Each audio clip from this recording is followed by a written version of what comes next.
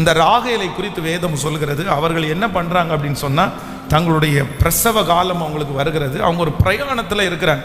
இல்லை, அந்த பிரயாணத்தில் இருக்கும்போது இந்த ராகேலுக்கு பேர்காலம் வருகிறது. அந்த குழந்தையை பெத்தெடுக்கிறதுக்காக ஒரு முயற்சி நடக்கிறது. ஆனால் என்ன அப்படின்னு சொன்னால், அவருடைய இந்த குழந்தையை பெத்தெடுக்கும் போது ரொம்ப வேதனை அவளுக்கு உச்சகட்டமாக இருக்குது, ரொம்ப அதிகமாக இருக்கு. ராகேல் இந்த பிள்ளையை பெத்தெடுக்கும் போது அவருடைய வலி, அவருடைய வேதனை தாங்க முடியாமல் ஒரு மரண காலத்தில் அவங்க மரித்து போகும்போது அந்த குழந்தையை பெத்தெடுக்கும் போது சொல்கிறாங்க, உனக்கு ஒரு ஆம்பளை பிள்ளை பிறந்திருக்குது அப்படின்னு சொல்லும்போது, இவள் அந்த குழந்தையின் மேலே எந்த கவனமும் செலுத்தாமல், என்னுடைய மரண காலத்தில் என்னுடைய ரொம்ப வேதனையின் மத்தியிலே நீ பிறந்துட்ட அப்படின்னு சொல்லி அவனுக்கு பெனானி அப்படின்னு வருத்தத்தினுடைய ஒரு மகன் அப்படின்னு பேர் வைக்கிறாங்க. வந்த உடனே அடுத்த நிமிஷத்துல அவங்க தகப்பனார் அந்த பேரை மாற்றி, இல்லை பென்யமீன், அவன் ஆறுதலின் மகன், அவன் வல்லமையின் மகன் அப்படின்ற பேரை வைத்திருக்கிறார். அப்படின்னா ஒரு பிள்ளையினுடைய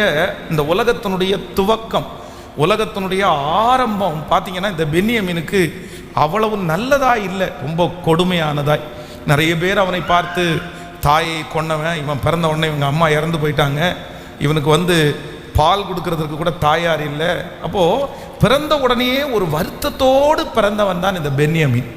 ஆனால் வேதம் சொல்லுகிறது, அந்த குடும்பத்திலேயே யோசேப்பு தன்னுடைய சகோதரர்கள் எல்லாரையும் வரிசையாக உட்கார வைக்கிறார்.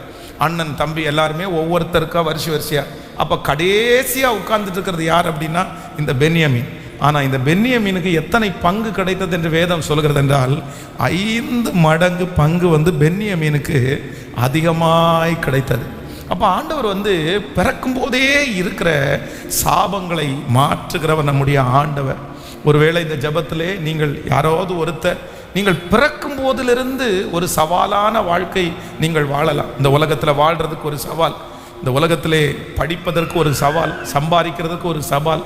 பிறந்ததிலிருந்து என் அம்மா அப்பா கஷ்டப்படுறாங்க, பிறந்ததிலிருந்து நான் ரொம்ப கஷ்டப்படுறேன். ஆனால் நான் நம்புகிறேன், எந்தெந்த பிள்ளையெல்லாம் பிறக்கும் போதிலிருந்து உங்களுக்கு சவாலாக இருக்கிறதோ அவர்கள் ஒவ்வொருவரையும் பெனானியாய் அல்ல, கர்த்தர் பென்யமீனாய் கர்த்தர் மாற்ற போகிறார்.